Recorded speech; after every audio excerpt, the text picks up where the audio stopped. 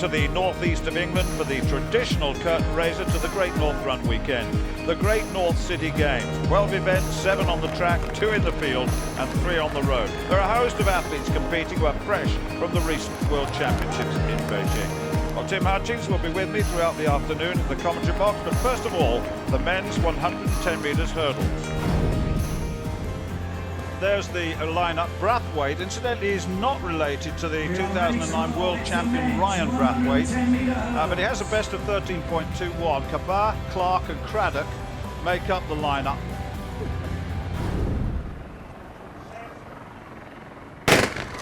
No problem with the start at all. Look on the near side here, Craddock going very strongly indeed on the near side.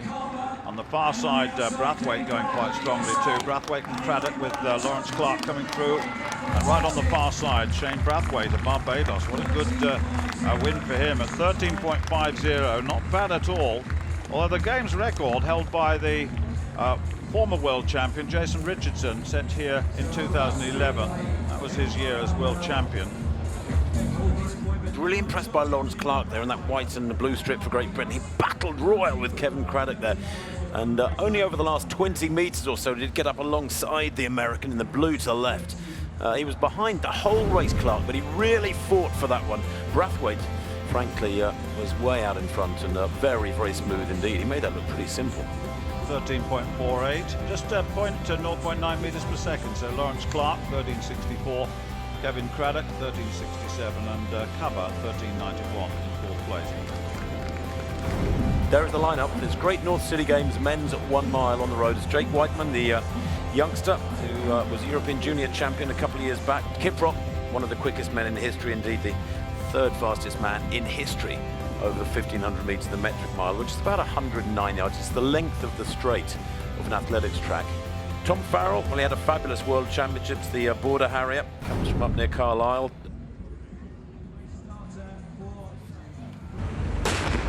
Well, away they go, and it looks, nobody's exactly charged to the fore, have they? In the purple strip, bottom right of that group is Jake Whiteman. And as is his wont so often through this season, Kiprop right at the back in that orange vest. You can just see him in the centre of the group, but at the back he's got a devastatingly fast finish that he's used again and again to a good effect through this year, winning one race after another, including the big meetings in Oslo and Monaco and London and in Zurich last week. Well, it's quite clear early on that this is not against the clock. This is pedestrian in every sense of the word. Kiprop will enjoy that, sitting at the back, really will, and no one will emerge from this early on because of the slowness of the pace. And yeah, this has been taken on board as purely a race. It's quite straightforward. Farrell on the right, as you can see. We mentioned him before, but Kiprop, look at him on the far side there, that tall figure, just lolloping in the background. Well, I'm surprised that Tom Farrell, or indeed perhaps one of the other strong athletes like Andy Butchart, who's a good 5,000 metre runner, haven't gone off harder here, because they won't have the speed of the 1,500 metre runners. And as I say that, so Farrell in the green there eases to the front and begins to wind it up a little bit. They've been running now, though, for nearly 1.5 minutes. Kiprop to the left of picture, almost jogging at this tempo, looking very, very comfortable indeed. And I'm not quite sure what's going through the minds of these men when they know that Kiprop is such a formidable force over the 1,500 and the mile. Of course, what this does do, Stuart, you mentioned Lewandowski earlier, the 800 metre specialist. This does start bringing the race into his territory, because it's going to be a slow, tactical race. It's already slow. We know they're not going to get anywhere near 4 minutes for this mile. It's interesting the way in which the psyche would prepare for a mile race on the roads too. Totally different to a mile on the track, indeed. Different visuals all the way. But Kiprop now moving in to take close order on Farrell, who's, as Tim has said, is leading the race quite comfortably. All of a sudden, Tim, they are starting now to put the pedal down a bit. Yes, they are, but I think if they really wanted to ask questions of Kiprop, and they've done their homework, they should know that he raced last night and raced poorly. He's had to fly over this morning. He's got to be tired. They should have made every step of the race count. I would have gone out hard from the gun myself, but what do I know? Let's see how it goes. Maybe Kiprop will struggle here today. There's certainly a bit of a surge going on. By the way, speaking of the mile, Roger Bannister's spikes that he broke the first 4-minute mile in 1954 were sold this week for £266,500. That's around $400,000. Talk about the magic of the mile. Clark, though it is, who leads at the moment, Adam Clark. He's a 3:40 man at 1,500 metres. That's equivalent to about 3:57 for a mile. The Aldershot Farnham and District athlete, coached by Mick Woods. Now Jake Whiteman goes to the front and begins to surge off that little downslope. 3 minutes on the clock. They're passing 3/4 distance about now. If they were on a track, they'd be hearing the bell. Tom Lancashire is very much to the forward too. He had such a good run last night. I wonder if he's got the legs to give the best to this field. Kiprop, about 6th place at the moment, to the left of that group in the orange vest. He's got some work to do, but he begins to wind it up now. Here he comes, Kiprop. No real sign of Lewandowski. I'm surprised that we haven't seen more of the pole as Whiteman grimaces now in the purple.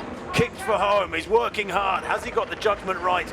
Lancashire in 2nd place in the yellow, still looks in control. Kiprop, very calm indeed. Will he time it right this year, having just been out-dipped last year? Lewandowski there in 4th place in the purple. He's leaving it very late in the pink t-shirt, but is he going to come through? Tom Lancashire on the track now, easing away from the others. Has he got the speed with Kiprop coming through on the far side and nearer the camera in the pink t-shirt, Lewandowski? It is the 800-metre man's race, and he might even beat Kiprop here. It's going to be mighty tight at the line. The world champion being threatened here, but he does take it from the pole, Lewandowski. Tom Lancashire a battling 3rd there. The winning time 4:08. Slight wind on the track, as you can see, although of course you don't get wind speeds normally for middle distance races, but that does show that the conditions are not ideal. It's a little bit damp, very grey, and a bit of wind around.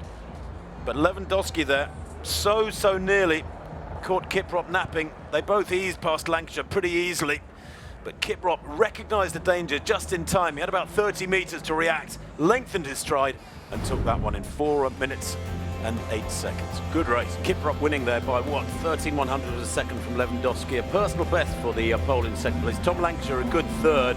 Damani of France in 4th. And then Jake Whiteman and Tom Farrell making sure good representation. 3 Britons in the top 6.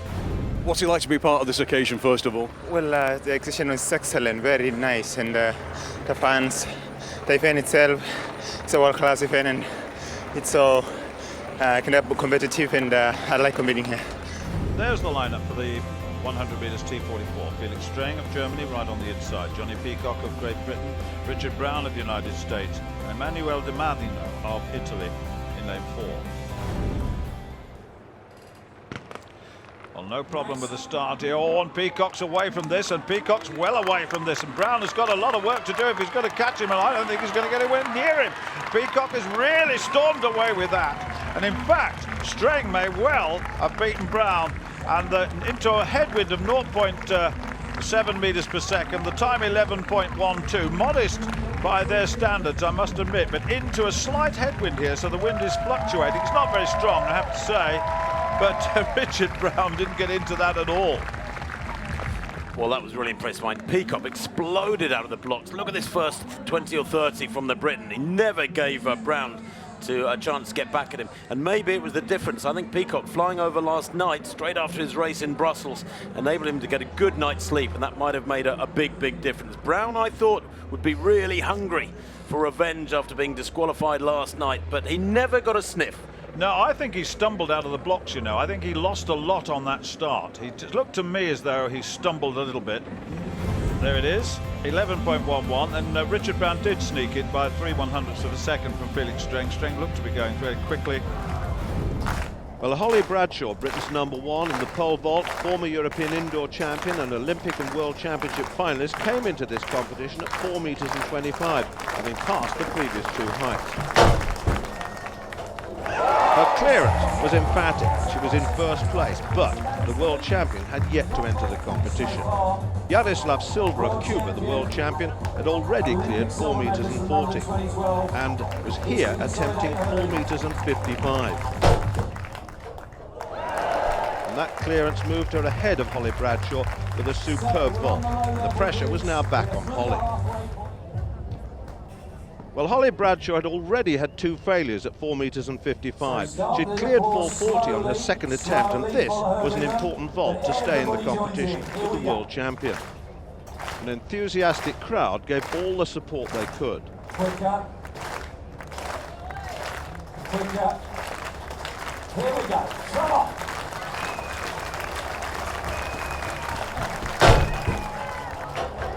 That third-time clearance meant that she would have to pass the next height and achieve a greater height to stand a chance of beating the world champion.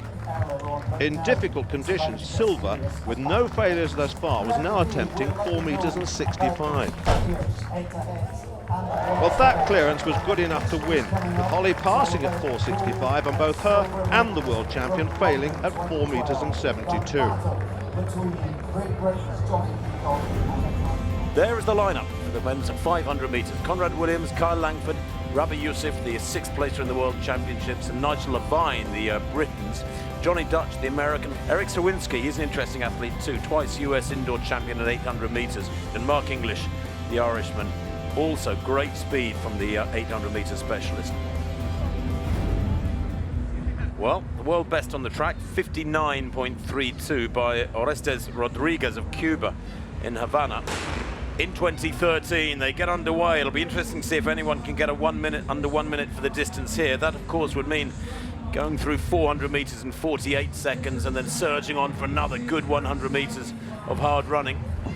But it's Conrad Williams who's gone out hardest here. He's really taken this to the rest of them. Rabbi Youssef in second place. And Johnny Dutch in the red, the right of picture, really struggling to go with this at the moment, as indeed is Kyle Langford.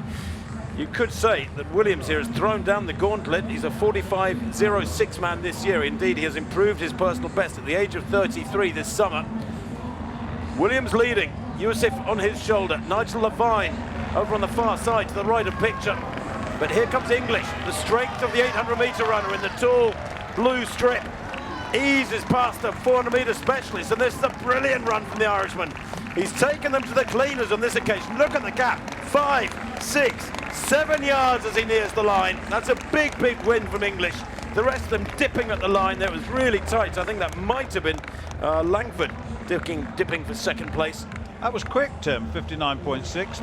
He is a class 400 metre man as well as being a tough 800 metre man. Doesn't look under pressure though, does he? That's a really super run from English to close his season. Well done to him. Sawinski coming through late for second place, but an Irish win in the 500. That's the result of the men's 500 metres. Mark English, 59.58, all personal best. It's very seldom run. Sawinski and Williams then in second and third. That's a nice distance for a 400 metre, 800 metre runner, and delighted to come here and race a top quality field today and to finish the season on a high.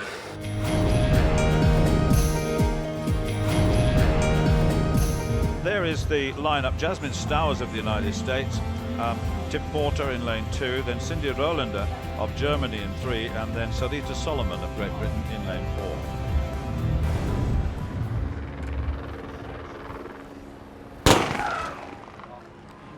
Well, Tiff Porter got away brilliantly, she really did. She's going well, and so is Sarita Solomon on the near side. Rolander going through, and also Stowers on the far side. But look at this from Tiff Porter. She is flying. Porter wins it. Stowers in second. 12.78. Just 0.13 outside the CityGames record, which she holds. But that was a terrific piece of hurdling by Tiff Porter.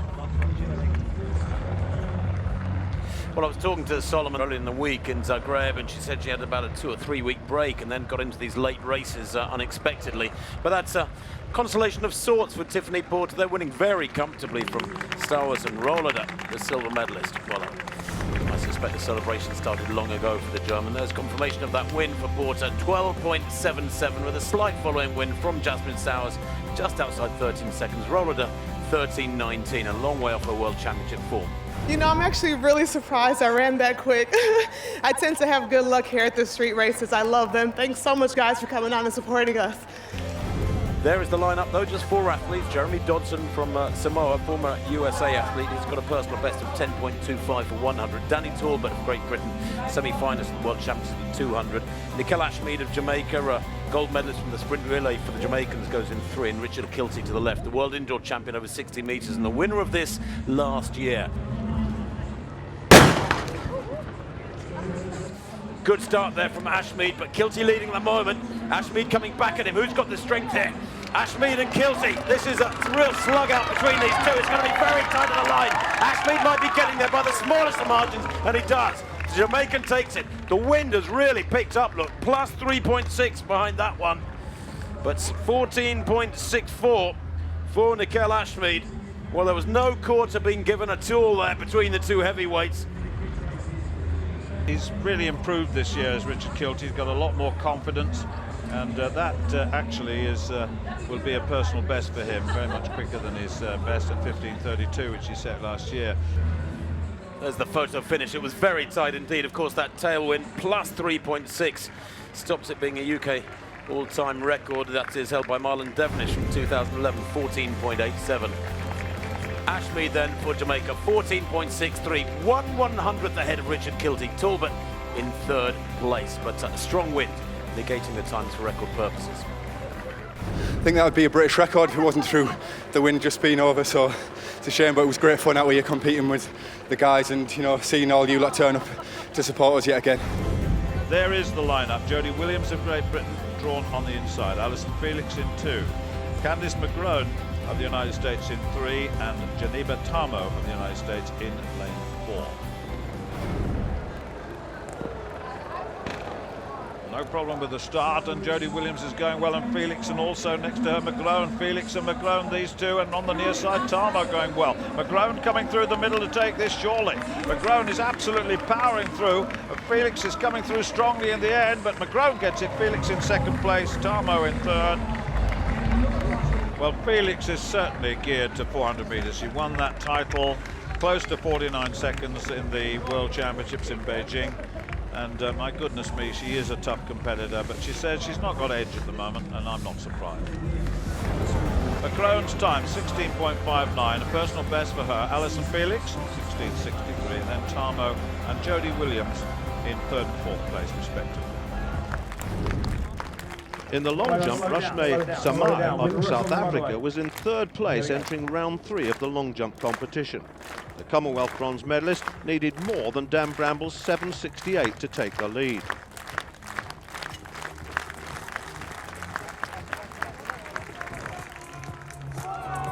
His speed on the runway, along with a dynamic takeoff, took him to 7 meters and 97 and into the lead. Fabrice Lapierre of Australia, World Championship silver medalist in Beijing, jumped 7.61 in round 2. He passed his attempt in round 3, and this was his last attempt to match Samai's lead. The result, 7.84 and second place. Well, Dan Bramble of Britain, the UK indoor champion, was now in third place with 7 meters and 68. This was his last attempt to challenge the South African's lead.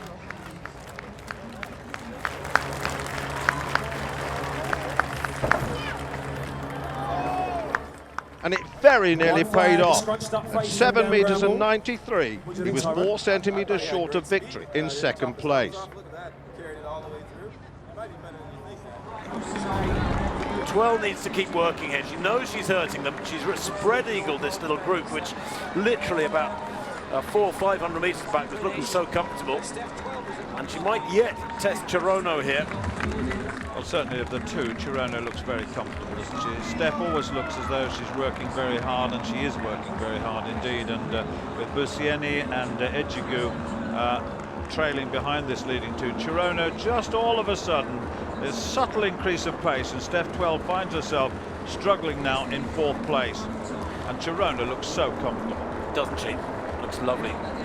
Interesting though that Busieni has sort of dropped into her slipstream. Ejigu there is threatening in third. I'm a little surprised Joe Pavies dropped away from this quartet mid-race, but she's short of racing, and I think that's a huge factor. I think Joe, you know, comes here after a long rest in effect from competition this summer, and you have to get into the groove of racing, not just physically but psychologically as well. And Joe struggling to go with that surge that Steph Twell ironically injected at about halfway, but as you can see all too clearly how heavy the rain is, so Chirono herself begins to ease away. I think Busieni is just beginning to struggle a little bit here, or is she? Is that a closing up on her more bemedaled teammate? Only 5th in the World Championships over 5,000 meters, Chirono. That was a bit of a disappointment. certainly under the coaching of Claudia Berardelli. She's been incredibly consistent for several years now, Chirono, and I fully expected her to feature in the sprint on that last lap and to take a medal indeed, but she's staying in front here. Lucienia in second place. Back in third is Ejigu. Steph 12 at least has isolated herself from the rest of the Britons back in fourth place, but it doesn't look like she's going to make the rostrum as Chirono here, who has a masterfully powerful finishing kick, has adopted what is for her quite an unusual tactic. Yes, indeed. But as I said earlier, her expertise over 5,000 metres always tells over distances such as this, and she's gradually built her race to such an extent that the others just couldn't stay with her. It was a gradual increase in pace, and look how far Steph 12 has dropped behind now, trying to take on this very talented Kenyan. All credit to her though, she's really given it a good go, but really now, in the final stages of this race, there's only one winner here, Mercy Chirono of Kenya. Bobby Clay having a fabulous run in the background, the best of the Britain. She's passed Steph 12, as has Joe Pavey in fifth place. But this is Mercy Chirono, the Commonwealth champion at 5,000 metres last year in Glasgow. Visienne, ironically, in that final finished in 12th place. She's in second place here today behind Chirono. She surges towards the line. No easing up here for Mercy Chirono. It's a fabulous run from the Kenyans to win this one in 9 minutes 48 seconds. The best on record, 9:29 by Meseret Tafar from Carlsbad in California back in 2006. Visienne second, Ejigu in third. Little Bobby Clay timed it perfectly there, coming through for fourth place and defeating Joe Pavey into fifth. Steph 12, well, she gave her all. She will finish this one absolutely spent. Will the Aldershot and Farnham district athlete. She finishes in sixth place after a long, hard season. But brilliant run there from Mercy Chirono. She was the favourite going in, and she didn't disappoint at all. Good run by Chirono, certainly, to dominate the event in the end. Two Kenyans and an Ethiopian in third. Yeah, a comfortable win there for Chirono. Urban conditions have improved marginally for this 100-metre field. Mike Rogers starts as probably favourite here. He raced in Brussels last night. He's got this today, and then he's flying to Italy this evening to race in Rieti tomorrow. 3 races in 3 different European venues on consecutive days. Pretty good start all round. Rogers got away well, didn't he? And Rogers going well into Salo on the far side, but on the near side, Collins is going well, and here goes Rogers. Rogers breaking away from this field, and he takes it. Ujar, I think, was in second, Salo in third, and Collins in fourth at the end, I think. 10.11, not bad in these conditions, into a very slight headwind of 0.2 meters per second. Well, Mike Rogers in really good form. I think he's slightly underestimated as a racer, Rogers. He used to have a reputation as a great indoor racer, but this last couple of years, he's really nailed it outdoors. I thought Kim Collins might have got the Salo into third place, as I said that, but Rogers and Ujar, 10.11, 10.23, 10.29 and 10.31. Good win by Rogers there. Well, just one event left on the track. It's the women's 100 metres. We know conditions are not too bad. It's a quick surface, and there is the lineup. Daphne Schippers of the Netherlands, one of the finds of the season, the former heptathlete, taking the world 200 metres title in the 3rd fastest time in history. Really good start there from Zero Henry to the right, but Skipper's now getting into a running. She gets stronger as the race wears on. Good running too from Santos on the near side, but Skipper's moving away now. Every stride eating up the track, taking a further clear. 11.03, it is indeed a new CityGames record by Daphne Schippers. The wind speed absolutely perfect for those purposes. 1.6 just below the legal limit, so she's okay there. And 11.03 is some way to close her racing year. She is class, isn't she? I mean, she demonstrated that in the World Championships, silver and gold, and that 200 metres speed endurance showed here. 11.01, in fact, very close to going into sub-11 second territory. 11.01, the result for Schippers, the win. Santos, great run for second, beating Henry and Tamo. A new games record on the back end of an amazing season. Can you quite believe what's happened to you this year, Daphne? Oh, I'm so happy with the season. Now I have time for a holiday, and that's good, and it's good for my mind, I think.